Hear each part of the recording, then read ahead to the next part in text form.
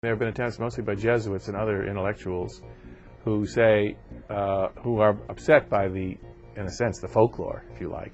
And they say, let's make this more intellectual. Let's get rid of the folklore. Let's get rid of the virgin birth, which it seems unlikely. Let's get rid of all this stuff. But of course, if you take away the folklore, away from the Bible, you don't have a heck of a lot left except begat, begat, begat, begat. Well, in the case of someone like Caesar Augustus, around whom many of the same myths clustered, we know there nonetheless was a Caesar Augustus because he's intricately tied into the history of the time, and many secular historians talk about it. You can't rewrite history without Caesar Augustus.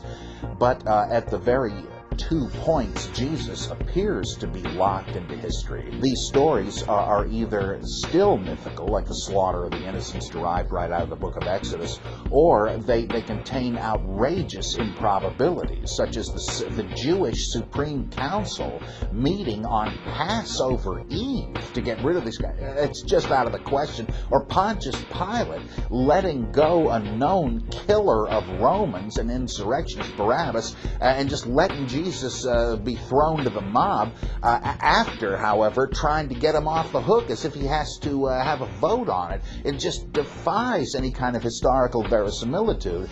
And then when you realize, well, you know, there were other ancient Jews and Jewish Christians that believed Jesus had been killed a century before under King Alexander Jannaeus.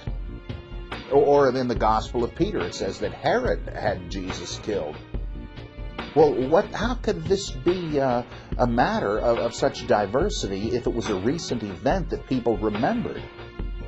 It just begins to make you wonder, is this man really part of the historical time stream? Or doesn't it begin to look like someone has tried to put a figure, originally mythical, into a historical framework and made various stabs at it?